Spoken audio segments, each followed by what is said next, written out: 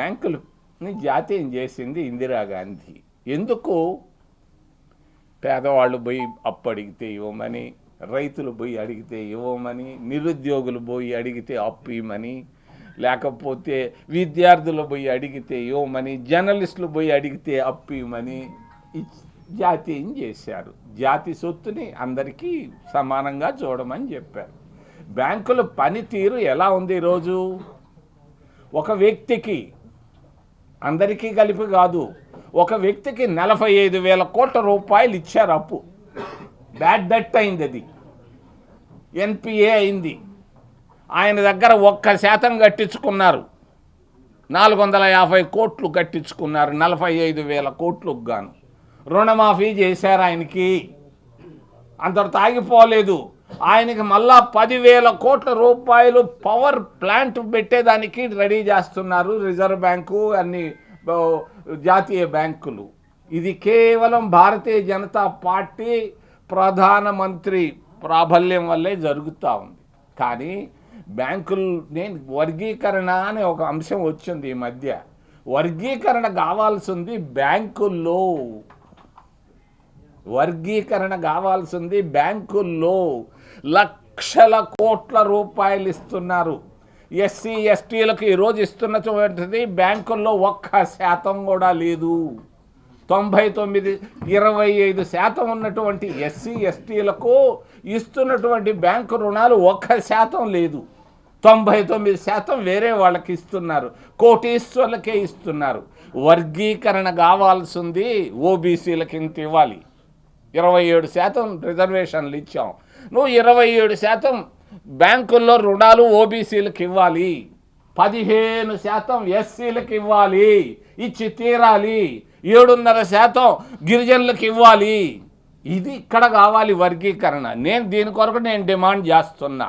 భారత ప్రభుత్వాన్ని, ప్రధానమంత్రికి సపోర్ట్ చేస్తున్నటువంటి చంద్రబాబు నాయుడు నేను డిమాండ్ చేస్తున్నా.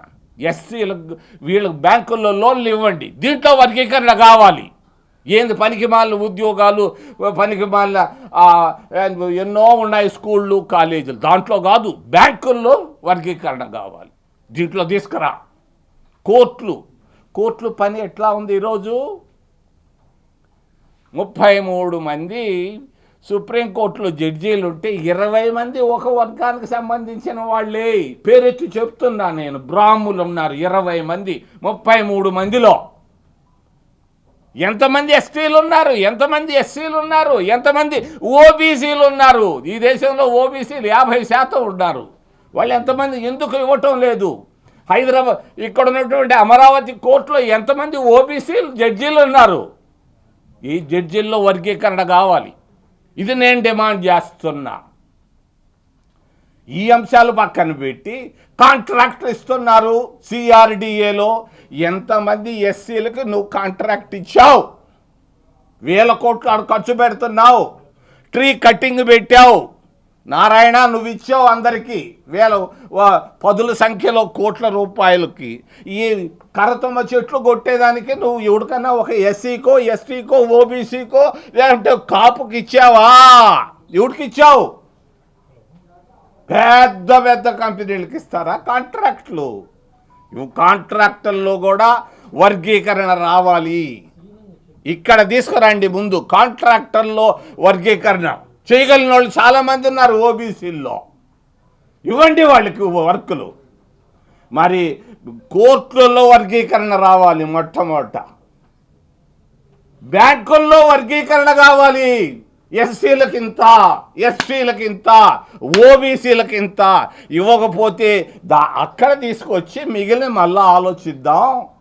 ఈ వీడియో నచ్చితే లైక్ చేయండి. అలాగే మా ఛానల్ ని ఫస్ట్ టైం కనుక చూస్తున్నట్టయితే ఇప్పుడే సబ్స్క్రైబ్ చేసుకుని పక్కనే ఉన్న గంట సింబల్ ని యాక్టివేట్ చేసుకోండి. అప్పుడే మేము పెట్టే ప్రతి వీడియో మీకు నోటిఫికేషన్ గా వస్తుంది. అలాగే ఈ వీడియో పూర్తిగా చూసినందుకు ధన్యవాదాలు.